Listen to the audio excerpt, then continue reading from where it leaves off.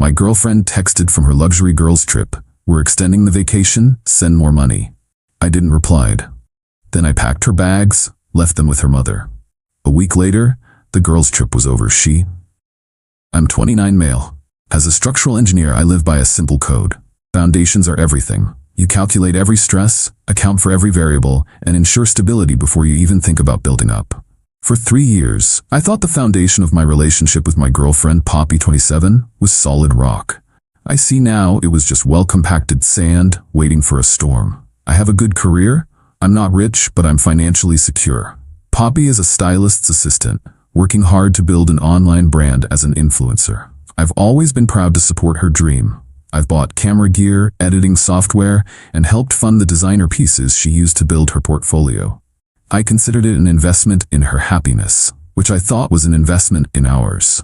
For her 27th birthday, she wanted the ultimate dream girls trip with her friends Pippa and Imogen. The resort she picked was a high-end, all-inclusive paradise. The cost for the 3 of them for 5 nights was just over £4,000. It was a significant amount, but I paid it without hesitation. I transferred the money directly to her account to book the trip. Seeing her ecstatic face as I dropped them at the airport, that feeling of providing joy was worth every penny. The first few days were a highlight reel on my phone. Photos of Poppy, Pippa, and Imogen, cocktails in hand, living their best life. The captions were full of dream come true and best boyfriend. I'd send back a heart emoji, playing my role as the supportive off-screen benefactor. On the 5th day, the morning they were scheduled to fly home, a text landed that changed everything. Poppy: "Hey darling, having the most amazing time. We're not ready for it to end. Pippa found a deal to upgrade our room and extend for another week. It's perfect. We're going to do it. Can you send over another £1,500? It'll cover everything. Love you." I read it, and a profound icy stillness spread through my chest. It wasn't about the £1,500, it was the complete and total absence of a question. It was a demand packaged as a cheerful update, the sheer, unblinking entitlement of it all. I didn't reply. My fingers hovered over the keyboard, but a cold, logical part of my brain took over. Instead of texting, I opened my laptop. I had a nagging feeling, a loose thread I needed to pull. A few weeks ago, Poppy mentioned a mutual acquaintance, a girl named Gemma, was also going to be at the same resort complex with her family. I found Gemma's public Instagram profile. I scrolled through her stories, and there it was, a video posted 10 hours earlier, a wide shot of a crowded resort beach club. In the middle of the dancing crowd was Poppy. Her arms were wrapped around the neck of a guy named Niall. A friend she'd told me was gay and just part of her professional circle. His hands were low on her waist, and they were moving together in a way that left zero room for interpretation. In the background, Imogen was making out with some other guy. This wasn't a girls' trip. It was a couple's retreat I had unknowingly funded.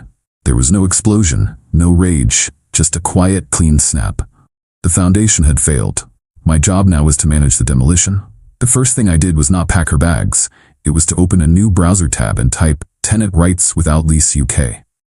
I knew after 3 years of her living with me, receiving mail here, and for all intents and purposes calling it her home, I couldn't just throw her out. That would be an illegal eviction, and it would give her power. My mind went into engineering mode. I needed a process. I needed documentation. I found a template for a formal notice to quit. I filled it out carefully, citing the end of our personal relationship as the cause. I printed 3 copies. Then I walked into our bedroom. For a moment, the sheer normalcy of it all hit me. Her perfume in the air, her half-read book on the nightstand, a wave of something hot and painful. Grief, maybe, or fury, washed over me. I wanted to sweep everything onto the floor. Instead, I took a deep, shuddering breath and walked to the spare room. I pulled out her 3 large suitcases. I began to pack, not with anger, but with a chilling, robotic focus. It was a task to be completed. I folded her clothes, wrapped her shoes, and systematically cleared the bathroom of her endless collection of bottles and jars. I felt like an archaeologist cataloging the remnants of a lost civilization. I paused at her bedside table. The velvet box was there. Inside, the custom silver locket I'd designed for our 2nd anniversary, an engraving of the stars on the night we met. A one-of-a-kind symbol of what I thought was a one-of-a-kind love. It felt like a parody now. I picked it up, its weight feeling obscene in my hand. I took out my phone, placed the locket on the dark wood of my desk, and took several high-resolution photos and a short video of it from every angle. Then I closed the box and placed it carefully inside one of the suitcases. It was her property. But the story of its creation? That was mine. I packed everything she owned into those bags and boxes and stacked them neatly in the spare room, closing the door. The apartment was still full of her decorative touches, the throw pillows, the art prints she'd chosen. It felt like a ghost of our life together. I sat on the couch, the printed notice to quit on the coffee table beside me, and I waited. The storm was coming, and I was going to greet it with a legal document and a dead heart. Update 1. The silence was deafening for 2 days. Then, the inevitable call from the airport. "Hey, we just landed," she said, her voice bright and full of vacation bliss. "So exhausted. Can't wait to see you. I'll grab a taxi." "Your tea works, Poppy," I said, my voice flat, devoid of any warmth. "But when you get here, we need to talk." The slight pause on her end told me she caught the tone. "Okay, is everything all right? You've been quiet." "We'll talk when you get here," I repeated, and hung up. An hour later, her key turned in the lock. She walked in, dropping her carry-on with a sigh of relief that died in her throat when she saw my face. I was sitting on the couch, the living room dimly lit. The apartment was eerily tidy. "Arthur? What's going on? You're scaring me." I didn't say a word. I just picked up my phone, opened the screenshot Gemma had sent me, and placed it on the coffee table in front of her. Her face went through a rapid-fire series of emotions: confusion, dawning recognition, and then a flash of pure, unadulterated panic. It was there for only a second before the walls went up. The classic gaslighter's defense. "Oh my God, that," she scoffed, trying for a laugh. "That's Niall. I told you about him. We were all just dancing and having fun. You're seriously bent out of shape over a stupid picture." It stopped being a girl's trip the moment his hands were on your waist, Poppy. You're being insecure. You're letting your jealousy ruin my welcome home because I dared to have a good time on the trip you sent me on. I let her tirade wash over me. I didn't raise my voice. When she was done, I pushed the printed document across the table toward her. "What's this?" she asked, her voice dripping with suspicion. "It's a 30-day notice to quit," I said calmly. "Our relationship is over. I've packed your belongings. They are in the spare room. You have 30 days, as required by law, to find a new place to live and remove all of your property." The sight of the formal document, the cold, legal language, hit her in a way my anger never could have. This wasn't a fight she could win with tears or accusations. This was a process. You're evicting me?" she whispered, the words sounding absurd to her. "I'm terminating your residency," I corrected her. "You have 30 days. Her face hardened. The victim narrative dissolved, replaced by cold fury. "Fine, I'll get my things now." She stood up, heading for the spare room. "No," I said, standing up to block her way. "You can take what you need for the next few days. The rest of your property, including the more valuable items, your laptop, your designer bags, the locket, will be available to you on the day you move out and return your key. Consider it insurance that you will vacate peacefully and on time." This was the move. I wasn't illegally withholding her property. I was securing it pending the termination of her residency. It was a legally gray but defensible strategy. It was leverage. "You can't do that," she shrieked. "That's my stuff. My whole career is on that laptop. You're a thief." "I'm a man who wants his flat back without any drama," I said, my voice still level, though it cost me everything. Inside, I was a wreck. My hands were shaking slightly. A dull ache had settled behind my ribs. "You have 30 days, Poppy. I suggest you start looking for a flat." She stared at me, her eyes full of a hatred so pure it was stunning. Then she turned, grabbed her carry-on, and stormed out, slamming the door behind her. I stood there in the vibrating silence of the flat, the mask of calm finally cracking. I leaned against the wall and slid to the floor, the sheer, crushing weight of the last 3 years finally hitting me. This was going to be the longest month of my life. Update 2. Update. The past 2 weeks have been a masterclass in psychological warfare. Poppy is cycling through every tactic in the manipulator's handbook, and I'm documenting everything like it's a project report. Phase 1, the sympathy play. For the first few days, I got a series of tearful texts and voicemails. How could I do this to her? She made a silly mistake. She was drunk. She loved me. She was sorry. She begged me to just talk about this like adults. I never replied. Phase 2, the legal threats. When tears didn't work, the tone shifted. She texted that she'd spoken to a solicitor. I doubt it. and that I was illegally holding her property hostage. She demanded immediate access to all her things. I replied with a single, formal email, restating the terms. All property would be released upon her vacating the premises on or before the date specified in the notice. I attached a photo of the notice she had left on the table. Phase 3. Harassment via proxy. Her friends Pippa and Imogen started in, texts calling me a controlling, abusive monster, vague posts on their Instagram stories about toxic men who punish strong women. Poppy posted a teary-eyed selfie with a caption about surviving betrayal and learning to stand on my own 2 feet. It was all a performance for an audience I didn't care about.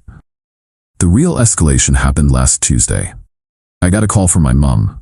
Her voice was tight with a confused worry that immediately set my teeth on edge. "Arthur, darling, I just had the most disturbing call from Poppy's mother, Fiona." My blood went cold. "What did she say, Mum?" "Oh, it was a whole performance," my mum said, her voice laced with skepticism. "Thank God for her good sense. She said you had some sort of breakdown, that you threw Poppy out with nothing but the clothes on her back. She claimed Poppy had loaned you a significant amount of money and you were refusing to pay her back. She kept asking if you were okay and hinted that you'd been unstable since your father passed. She was trying to paint you as unhinged and me as a negligent mother. This was a new low. Poppy couldn't break me, so she armed her mother with a pack of vicious lies and aimed her at mine. She weaponized my father's death. The strategic, detached part of my brain clicked into a higher gear. The goal was no longer just to get her out. The goal was to ensure the truth came out so clearly and decisively that she could never twist the narrative again. Yesterday, Poppy showed up with her mother. Fiona stood behind her, looking righteous and protective. Poppy demanded her laptop, claiming a major work project was due. It was a lie, a power play. "Poppy, the terms are clear," I said through the door, refusing to open it more than a crack. "Arthur, this is absurd," Fiona said, stepping forward. "Give my daughter her things. She told me how you're holding her financially hostage after she was kind enough to lend you money." I just looked at Fiona, a woman I'd had dinner with a dozen times. "You should be careful about the stories you choose to believe, Fiona," I said. Then I closed the door. This is not a clean fight. It's a miserable, draining siege. I've been sleeping on the couch because I can't stand being in the bedroom. I live on coffee and the grim satisfaction of knowing I am following the process to the letter. Every interaction is logged. Every text is saved. 10 more days. The foundation is gone, and I'm just waiting to clear the rubble. Final update. The 30th day arrived like a parole hearing. The month was hell, a Cold War fought in a 900-square-foot flat I barely recognized anymore. But I stuck to the plan. I documented everything. The move-out was as tense as a bomb disposal. Poppy arranged for her dad, a quiet, weary-looking man, to help her. I had a friend, Graham, come over to act as a neutral third-party witness. I had a printed inventory of all her packed belongings. As Poppy and her dad made trips to the hired van, I stood by, silent and observant. She didn't look at me once. When the last box was out, I presented her with the inventory sheet and a pen. "This is a document confirming you have received all of your personal property as listed," I said. "Please sign it, and I will need the key back." She shot me a look of pure venom, but signed the paper. Graham signed as a witness. She slapped the key on the counter. The transaction was sterile and final. She walked out of my life and I locked the door behind her. The silence she left was the most peaceful sound I'd ever heard. For 2 weeks, I did nothing. I deep-cleaned the flat, rearranged the furniture, and reclaimed my space. I started sleeping in my bed again.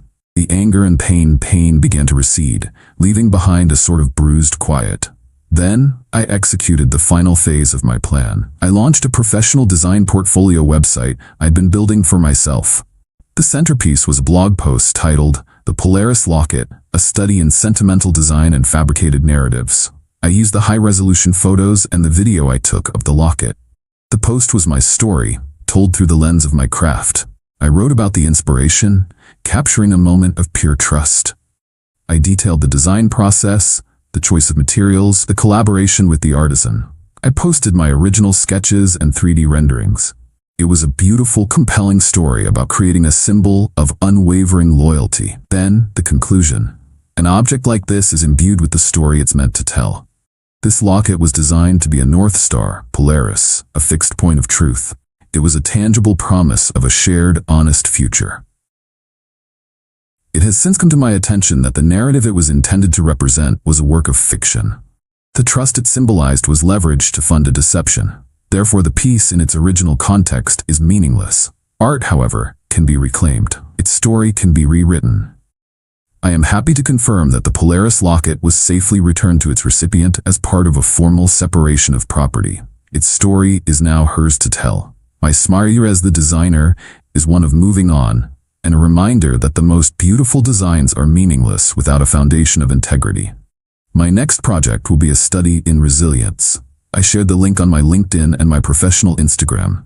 I tagged the artisan who, having heard a sanitized version of the breakup from Poppy, was fascinated by my side of the story and shared it, commenting, "An artist's work always has a story. This one is powerful." The fallout was quiet but absolute. I didn't have to call Poppy a liar or a cheater. My post was calm, professional, and classy. It was also undeletable and devastatingly specific. By confirming I had returned the locket, I neutralized any claim that I was a thief. I simply told the truth about my art. Poppy's social media world, which is smaller than she pretends, saw it.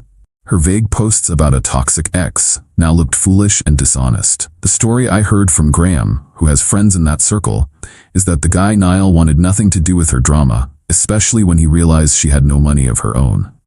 Her friendship with Pippa and Imogen fractured completely under the weight of the credit card debt they had racked up for the extended trip, a bill they had all expected me to pay.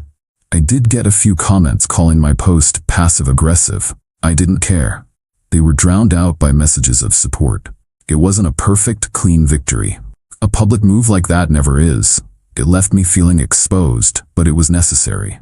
Life is quiet now. It's not happy ever after. There's a scar, a new layer of cynicism I carry with me.